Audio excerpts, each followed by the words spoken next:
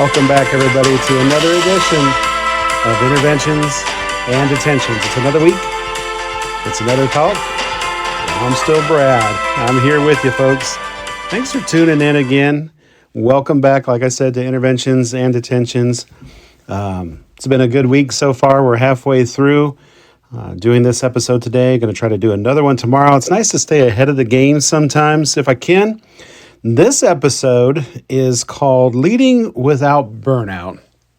I feel like, you ever hit that time of year, and I think we're at that time right now, when even your coffee needs a little pep talk, or whatever your beverage might be of choice. You need a little pep talk. Where is the to-do list, where the to-do list grows even faster than the energy that you have to tackle it. And every email feels like an emotional ambush. You ever feel like that? Are you there right now?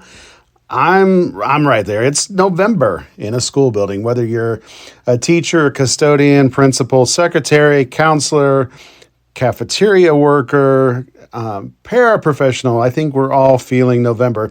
And we just had fall break a couple weeks ago, so it was nice. We had a nice long full fall break. It's nicer than having just a couple days off, but you're back at it, and it's the end of October, and then November is right here. And, thank goodness you've got Thanksgiving coming up a couple weeks out, and then you come back for a couple weeks, and you got Christmas. But then, talk about the true burnout. January, February, you know what that's like, folks, if you're in education. And I think it probably hits everybody in every profession. But for us, especially when you're used to kind of having some built-in breaks along the way, January and February is long. So I'm not really looking forward to those 2 months. It's dreary, it's dark, it's cold, but hey, here we are. We'll talk about that and lots of more things as we talk about leading without burning out. So let's try not to burn out today.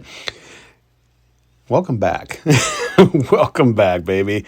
This show, this podcast is always about the real work of leading, teaching, staying human while doing both things, leading and teaching.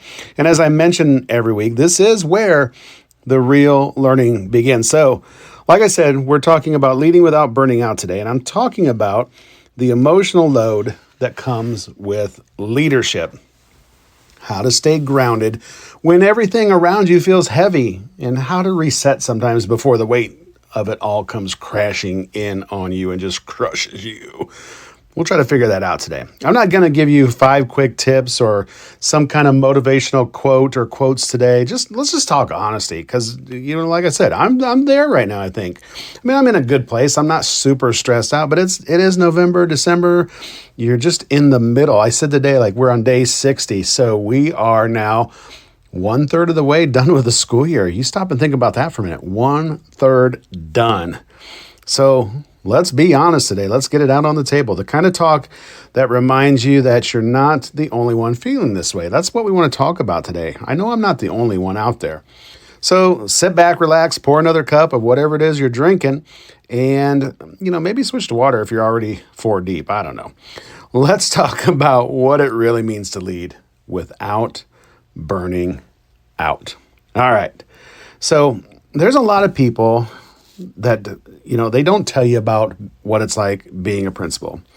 I've been talking a lot about this lately. Like, I talked to a buddy of mine that's a superintendent this week, and I said, think about going back to our first day in the classroom. Did anything that we did in our undergraduate work really prepare us for what it was going to be like in the classroom? And we both said no. It's a crash course. Once you start, you figure it out. He and I also did our master's program together, coincidentally. And I said the same thing, like, did anything in you that, anything that we did in those college classes, the master's program for administration, did anything really help us on day 1 or 2 or 180 of that first year of being a principal? And we both agreed, no, you can take everything out of those books and teachers, instructors, and classes that we took. Okay, yeah, we learned some things that helped us out. I'm not saying we didn't. However, you learn by doing, and you learn by your experiences, and you learn by what you go through. Excuse me, sorry. Got a little frog in my throat. Those are the things that really kind of get you through and help you learn along the way. They tell you about budgets in those courses, in those books. They tell you about discipline, they tell you about curriculum, supervision, but they don't tell you what it's like to carry the emotional load of an entire building. And that's probably one of the hardest things that you have to kind of figure out along the way is how do you deal with just the emotion, the stress that comes with being a leader of a building. Like when a student breaks down, you absorb it. When a teacher says, I can't do this anymore, you hold it close. When a parent unloads on you, you just take it because sometimes your job is just to sit there and listen and try to, be an emotional support for everybody else. And you do it all while smiling and encouraging and above all, leading. I remember a week last year, maybe it was 2 years ago, a day of just total chaos. We had, students roughhousing on the playground, tears in the teacher's lounge. I think I had a stack of paperwork that looked like it could file me. And I remember going home thinking that if I could just fix it all, I'd finally feel better. If I could just get these things done, I'll feel better. But then, I think it was like maybe Wednesday of that week, I don't know, maybe around 4:45, I walked down one of our empty hallways. Our building's not really big, so there's basically about 3 hallways, maybe 3.5. The lights were low, nothing on, nothing. It was quiet. You could hear the hum of the HVAC system. And that's about it. And I realized I wasn't just tired. I was kind of feeling empty. My tank was low. And I don't mean my belly tank. I mean my emotional tank. It was just kind of low. And that's kind of when it hit me. This job doesn't just take your time. I mean, it does take time, but it takes heart. It really, really takes your heart. Sometimes it even takes your soul a little bit. And there's a term for that. I'm not the coiner of this term, but I'm going to use it today. We're going to call it compassion fatigue. We lead with compassion. We lead with feeling a lot of times. And when we've hit that low and you really don't have anything left and you're empty, that is that compassion fatigue. It's when you're, carrying so much for so long that your capacity, your tank that you keep, you're carrying with, it just starts to shrink.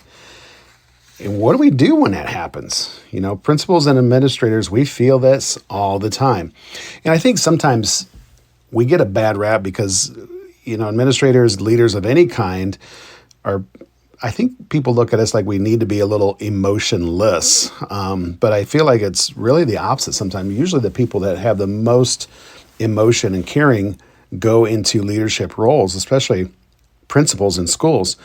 Because you're supposed to be the calm one, you're supposed to be the anchor for the building, but anchors, think about this, anchors will still rust if they stay underwater too long. So by golly, we got to come up for air every once in a while and not let our anchors rust. Because here's the danger. When we fake it to others with, like, I'm fine, I'm doing great, we actually create isolation. And isolation, friends, that turns into burnout. It really does. So you don't have to be unbreakable to be effective. You just have to be real. Just be real. If you're listening and you're feeling that weight right now, say it out loud, even quietly if you have to. It's okay to say it, and we need to say it. This work is heavy. This work is heavy. Naming it doesn't make you weak. Calling it heavy doesn't make you weak. It makes us be honest and open. And it's that honesty that's the first step to healing and making things better all the way around. It really does. It makes a big difference. So let's talk about staying grounded. How do we do that? Because the truth is, the job doesn't get easier. We always think like, I just get these tasks taken off my plate. The phone calls, the parent conferences, the teachers' tears, the rough housing, we'll get that done and then we're golden. And then it's like the cycle just repeats itself and starts back up again. It doesn't seem to go away. It's almost like that movie Groundhog's Day where he just wakes up and it's the same day over and over and over again. I wouldn't say my day's the same day every day. It's filled with some of the same tasks or the same kind of tasks. And I guess that's job security. I don't know. Thankful for that sometimes, not so much other times, but again, it keeps us busy. And like I said, the job doesn't really ever get easier, but it can get steadier. We can make it steadier because grounding for me really comes from the small things, like the morning quiet. I have about a 20 to 25-minute commute from my home to work, and that is a great time. Sometimes I don't have the radio on at all, just drive to school in the silence or the hum of my engine going down the road. I like that quiet time. There's no emails, no podcasts. Like I said, sometimes not even the radio. There's nobody's beside me to talk to. Sometimes it's coffee. Lately, it's Bloom Energy. Shout out to Bloom. Not an endorser, but by golly, I'm telling you, Bloom Energy is the stuff if you want to go to something good to get your day started right. Bloom Energy. And silence. Just me, just the road, the countryside. Right now, we just had daylight savings time fall back with our clock. So I'm getting a little bit of daylight again on the drive in, but that's not going to last long. But I do just, I don't know. The drive in the morning for me is that grounding. It helps me get off to a really good start, good mood kind of thing to start my day. I don't ever feel like I go in cranky or grumpy or upset other than maybe just, from being tired or not getting enough sleep. But I really enjoy that morning quiet. And I think a lot of people kind of find their resolve there. I'm glad I've got that 20 to 25-minute drive. I think if I had 5 minutes, I'd feel way rushed and not have that time to kind of emotionally get set, get grounded, and think about my day. I do a lot of time reflecting on the way in. And just conversations that I have in my head, or maybe meditation, sometimes prayer. It just depends on what I'm feeling that day. But it is such a great way to get grounded, that morning commute. Sometimes I'll get to school, walk around the office or the hallways.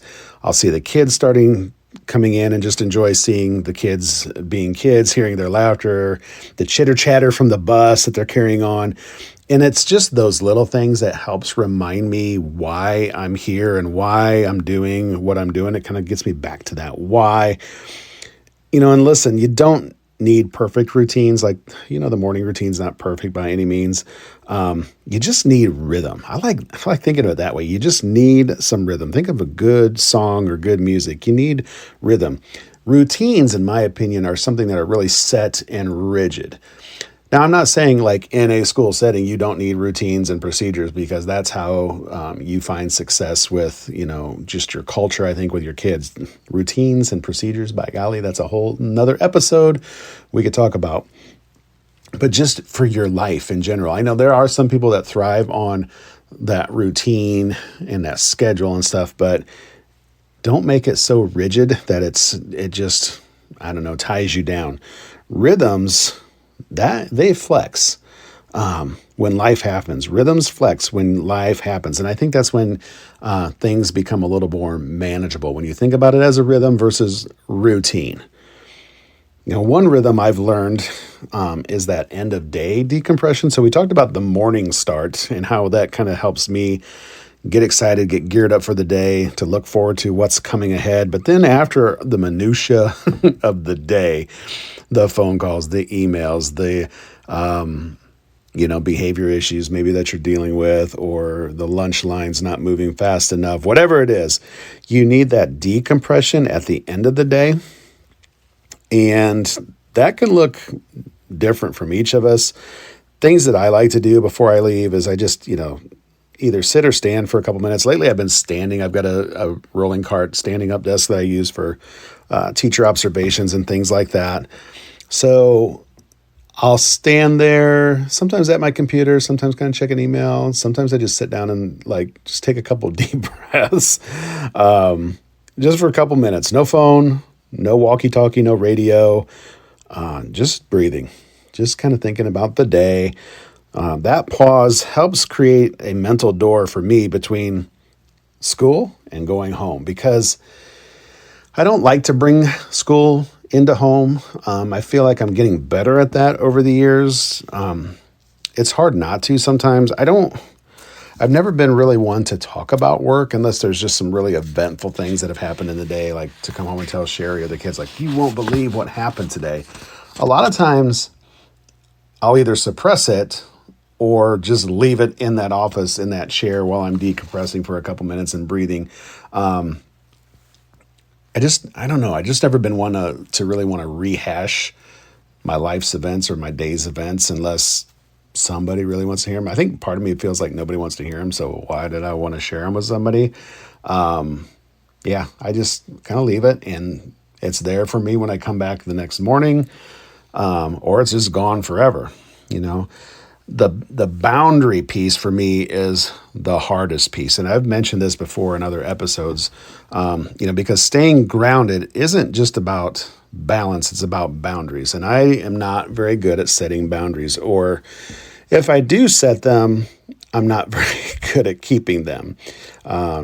Shout out to Sherry, because I know if she's listening to this episode, she's nodding her head and just grinning a little bit because she knows exactly what I'm talking about. Being available as a leader doesn't make you a better leader. It makes you a drained one. And for me, that's just an internal struggle. Like, I don't like having unopened emails in my inbox, or text messages, or things on my calendar. Any of those things. Like, I'll be on my phone tonight checking in on email. Like, I get the notification banner that pops up on my phone, like, you got an email. So then I go check it and read it. Sometimes I almost hate opening things because then I do forget to go back to it in the morning if I don't act on it in that moment. So that's another downfall of mine. But I know that I'm way too available to my constituents. Let's just call it that, my people. And I don't mind it personally. Like, I don't have a problem with it, but I know that it bothers other people around me. It bothers my wife, my kids, because it's, again, taking time away from them. And I've talked about that before, and I know that's my fault. I have a hard time just like putting my phone down somewhere and walking away from it and being unattached to those availabilities for people, I guess, the emails, the text, whatever it may be. So, you can't always be the person who answers every text, every parent email, or every knock on your door in the office and still expect to lead with some type of clarity. It sounds good, I know, but you can't do it. And again, this is where I struggle, and probably why I don't always have a lot of clarity, because I'm so focused on being available. And like I said, I'll say this, and it's my downfall. I'm the one who answers those texts and emails or whatever it is. I make myself available. I almost feel bad when I don't respond to those kind of things in a timely manner, because I don't want people to think like I'm avoiding them or putting them off or being rude for not jumping right onto their text or emails and responding. Being accessible and being available are two different things. One sustains you. The other one, in my opinion, slowly erases you. And that's where the struggle for me is. Now, humor, I feel like humor in education, it saves lives in education. And luckily, I feel like I'm a funny guy. I thrive on being witty, making people laugh. I love to make people laugh. I make fun of people and their laughs. Shout out to Mrs. Alexander, my school counselor. She has one of the most infectious laughs when you get a good zinger and it catches her off guard, and she LOLs. And I mock her because I love her LOL. But I love that humor. And to me, I don't think I could survive my day without laughing, or, the humor piece. I think I like to make other people laugh more than anything. Maybe I kind of thrive on that. If I can laugh at something, even if it's myself, which I'll laugh at myself. You hear me chuckle here sometimes when I'm talking about something. It just kind of helps me get my perspective back into place. You've got to give yourself permission to find joy in all the absurdity that is happening around you. You know what else keeps me grounded? And this is so true for me. People. People keep me grounded. And it's not the ones that always need me to be Mr. T, which is me at school. It's the ones that they just let me be Brad or dad or son or brother. That's my people, my tribe, I like to call them.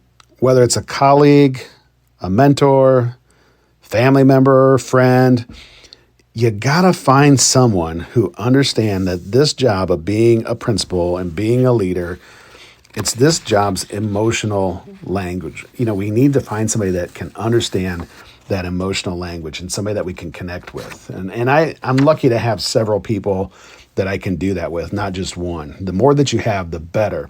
And it's not optional. It's what you need to have to survive in this position, because I think it's those people who don't have their tribe that they can bounce thoughts and ideas and just feelings off of.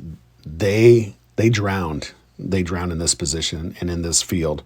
So maybe that's your challenge this week for those of you that are listening that are, in a leadership role, principal, and it could even be teacher or just somewhere in the classroom at all.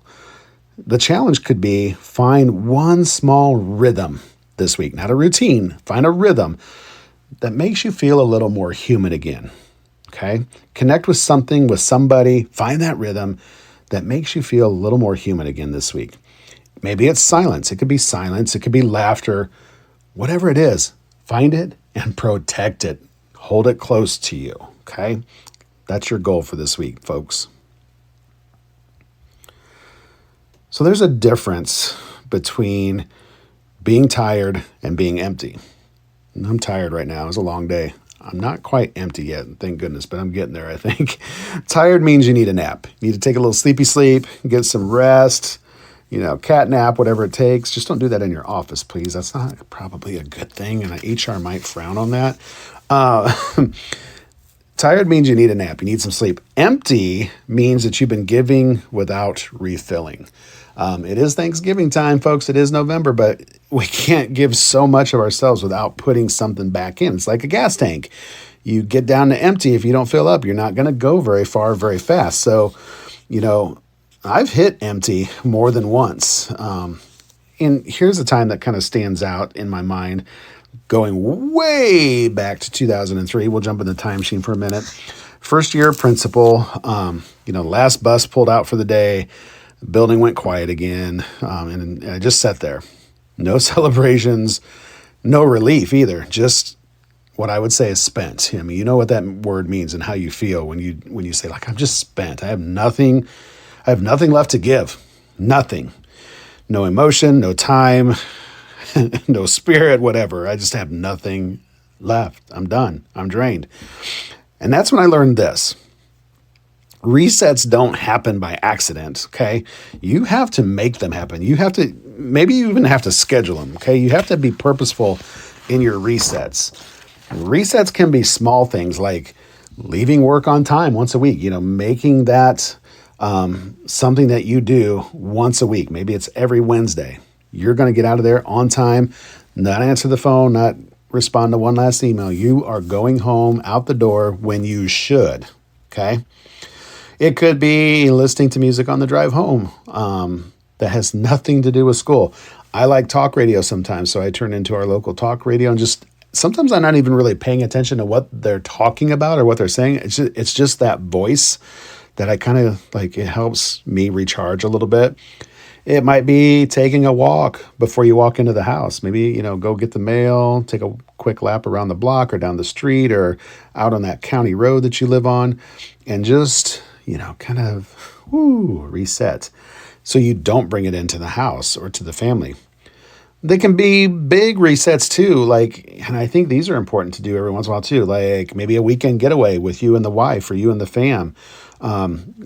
If you're near a lake, go out on the lake. I love spending time on the lake. I used to do it a lot more than I do these days, but that was always a good place for me to reset and kind of recharge. It might be a day, with the family where the phones stay behind or in the house and you're outdoor playing some games or even just working in the yard together. Whatever whatever your version of reset looks like, it's not selfish. Don't ever think of it as being selfish. It's strategic. That's the one thing that could be a routine, planned, rigid kind of thing, is just keeping time in your life for a reset. Everybody needs it. Okay. Think about that. And maybe a second challenge for you through this podcast episode: find time to mandate a reset so you can recharge. Because if you don't take time to reset, your body will do it for you, but not in the way that you want. It's going to do it through things like burnout, irritation, health problems, whatever it may be. You'll shut down one way or the other. So please, people, do it on your terms, not your body's terms. I'd hate to see something bad happen to people. I've seen people in this field of work with, heart attacks, mental breakdowns, and things like that. It is not worth it. It's just a job at the end of the day. It's just a job. It's your calling. I get that. It's my calling. It's what I want to do. It's what I've wanted to do. But it's still just a job. And at the end of the day, your life, your health, your mental well-being is so much more important than any job ever. So please take time to reset and recharge, because like I said, if you don't, your body will do it for you, but not in the way that you want it to happen. So one thing you can do is keep your own personal reset checklist, maybe 3 small things that you can do in the middle of the week, maybe a bigger one on every month. Just something that helps you stay on track, clear your head, get refocused. Again, for me, it's lake time, I think, would be my go-to one. I got to do that this summer a little bit more. For the past 10, 11 years, our schedules in the summer have been very busy, and with our girls and things like that. And I used to go to my brother's house and we would water ski, wakeboard, even some barefoot every once in a while, every Saturday, Sunday morning. And I loved that. And then I just kind of got out of it. Part of it was for my own health reasons. I'd put on some weight and it wasn't as fun as it used to be. It felt like more work than it was fun to be drugged behind the boat. I think one time I felt like I was going to drag the boat instead of the boat dragging me. But I'm trying to find that rhythm again, that recharge, because I love being in the water. I love having a ski strapped to my foot and the ski rope handle in my hand, and the acceleration of the boat and coming out of the water, and just the exhilaration of that is amazing. Endorphins pumping throughout your body. So I want to make that goal to get more lake time in over the next few years. And if it's not the roar of the boat, sometimes it's just the quiet calmness of the water. Because like at 7 o'clock or 8 o'clock in the morning on a Saturday morning on the lake, everybody else is still in bed from being out the night before. We're out there on the water, and it is so calm when there's no other boats. You're the only one out on the water. The water's like glass, like a mirror, and it's quiet. There's no dings or of notifications of your phone. And it's just, to me, the reminder that the world is still spinning, even when I stop checking email and text. It is funny how the world keeps going around, even if I take a pause and enjoy myself for a few minutes. So maybe that's your sign too, that you need to pause, to breathe, just every once in a while. Whatever it is that you want to do. For me, let's focus on some more lake time next summer. Not right now, because the lake be cold. You got to remember that leadership doesn't mean that you've got to carry everything. I know it feels like that a lot of times. I told somebody the other day, being a principal, being a leader, being administration is a very lonely position sometimes. It doesn't have to be. It doesn't mean that you've got to carry everything. It just means that carrying enough to take care of yourself in the process. So don't forget to take care of yourself. Maybe that's kind of the underlying theme of this episode. So here's where I'll leave you. You can't lead well if you're running on fumes. You can be strong and still struggle. You can care deeply and still protect your peace. So in this week or the week ahead, I double dog dare you to take 5 quiet minutes sometime and ask yourself, what part of me have I been ignoring so that I can take care of everyone else? What am I giving up putting aside and ignoring so I can take care of everybody else and put out the fires of the day-to-day routine?